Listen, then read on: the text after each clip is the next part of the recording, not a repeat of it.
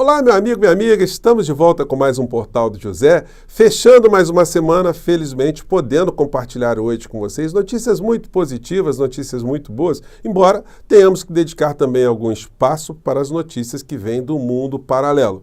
E aí, gente, falando muito seriamente, nós que acompanhamos a realidade política no nosso país, os analistas, os jornalistas, os pesquisadores, vão ter que, ao analisar o que acontece no Brasil, se dedicarem também aos fenômenos do campo da psiquiatria. Porque se isso não for feito, dificilmente a gente vai encontrar alguma solução para essa parcela da sociedade que ficou absolutamente abduzida, né? Eles foram sequestrados mentalmente e continuam cada vez mais a acreditarem nas coisas desse mundo paralelo que não existe. E as demonstrações estão em várias camadas da sociedade brasileira. Eu vou compartilhar algumas cenas aqui com vocês, né? E alguns fatos muito importantes, mas antes de mais nada, quero convidar você que está chegando agora ao nosso portal e não nos conhecia, para que você se inscreva aqui conosco. Você que é muito bem-vindo, muito bem-vinda. Conheça também os nossos outros vídeos. Se você gostar, compartilhe, recomende e participe aqui das nossas atividades. Mande seu joinha, mande seu comentário para cá também. Todos os dias eu abro um bate-papo para conversar com vocês antes de entrarmos no ar, entre 5 horas, 5 e meia. Se puder, se inscreva também no nosso clube de membros, que é uma forma adicional de você prestigiar, de você ficar mais engajado aqui no nosso portal, tá bom? Então, vamos seguir em frente.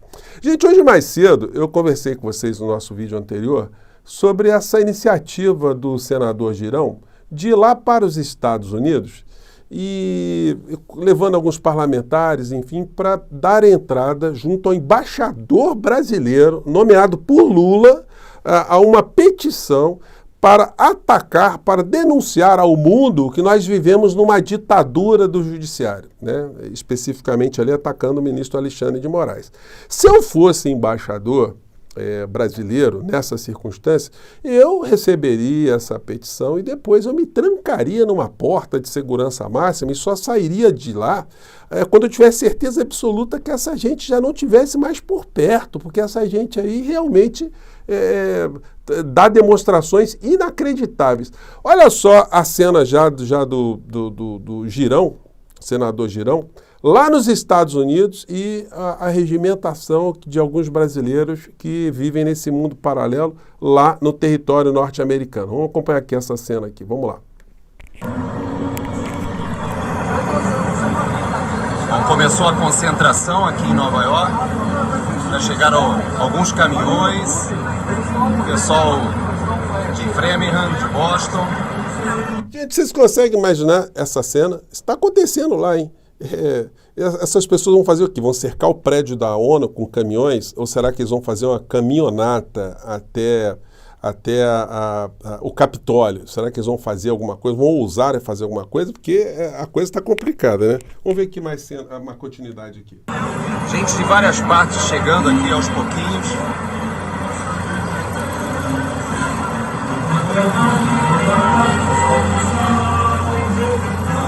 O cara ainda colocou aqui um placar de LED aqui, o hino nacional em caixas de som, um negócio impressionante. O americano passando ali deve ficar meio preocupado, né? Que história é essa?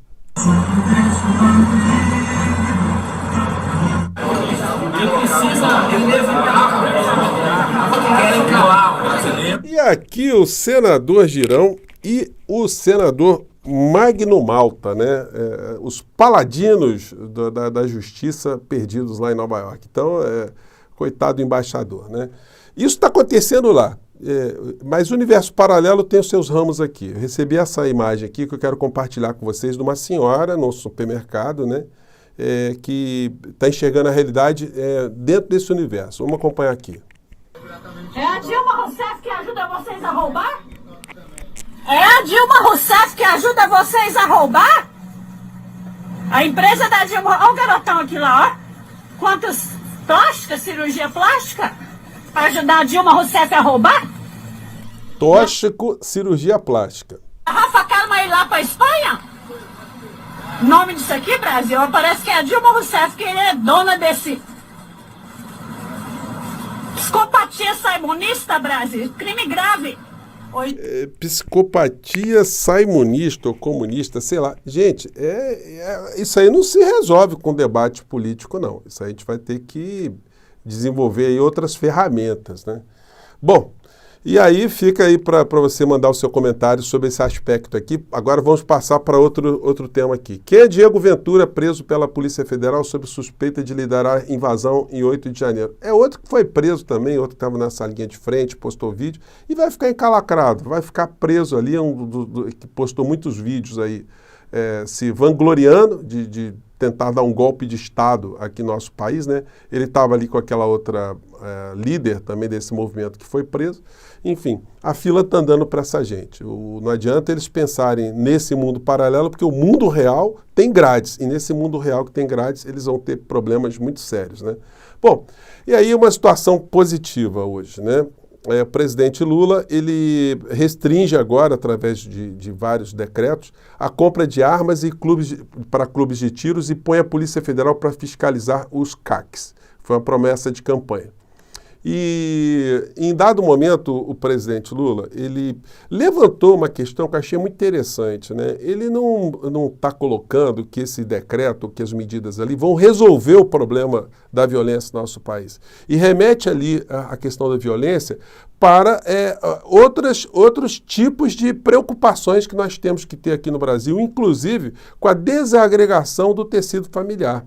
Ou seja, o problema da violência agora ele não é apenas uma questão para ser tratada pelo governo na canetada. Terá que ter um envolvimento maior, um envolvimento mais amplo, debates mais profundos aqui na sociedade brasileira, para que a gente compreenda esses fenômenos todos, né? Vamos pegar aqui um trechinho, porque eu estou falando disso aí, porque teve um comentário muito interessante hoje no UOL em função dessa fala de Lula. Vamos lá. País, nós estamos, na verdade, construindo um processo de experiência, que nem nós sabemos o resultado disso. Porque muitas vezes não depende de lei. As leis de proteção da mulher, elas existem. Mas a violência contra a mulher cresce todo santo dia. E o que é mais grave é que muitas vezes a violência contra a mulher cresce não é na casa do vizinho, é na casa deles. É dentro de casa que muitas vezes acontece a violência. Eu vi um dado sobre estupro esses dias, que eu não sei a instituição que fez aqueles dados, qual é a veracidade daqueles dados, mas se eles forem verdade, é uma coisa extremamente grave que acontece nesse país. E a maioria dos estupros entre pessoas de 0 a 17 anos, entre mulheres, ou seja, e a maioria acontece dentro de casa. Significa que alguma coisa está errada na nossa estrutura familiar, na nossa formação. Então, eu achei muito interessante esse aspecto que o presidente da República comentou, e isso foi objeto também, inclusive, de uma colunista do UOL, que tem sido muito crítica sempre, né, a Madeleine Laxco, e ela foi na mesma direção. Madeleine, Lula acena as polícias e faz melhor discurso ao falar de armas. Eu vou colocar para vocês na descrição desse vídeo, porque ela faz análise muito interessante, mostrando que essa questão aqui no Brasil vai ter que ser enfrentada não com discurso político, mas, enfim, com muito entendimento do que acontece numa sociedade tão fraturada como a sociedade brasileira, tão desigual como a sociedade brasileira, e com um elemento adicional que foi acrescentado em função da vinda do Bolsonaro, do inelegível ao poder, com essa gente toda que eu acabei de mostrar aqui para vocês. Bom, então essas foram algumas questões. Mudando aqui de assunto, já entrando num assunto um tanto quanto futurista, mas é muito interessante porque ele atinge a nossa realidade também. Hoje saiu aqui no Valor Econômico uma matéria que tem esse título aqui, que eu já comentei com vocês há um ano e pouco atrás. A OPEP do lítio. A corrida para o lítio foi acelerada pela produção de carros elétricos. Isso é uma coluna do professor Gilberto Espírito Santo. E aí eu comentei com vocês que lá no México, o presidente mexicano, o López Obrador, ele faz umas lives lá muito interessantes, né? Eu sempre cobrei muito isso, eu acho que isso ainda tem que ser mais vitaminado no governo Lula.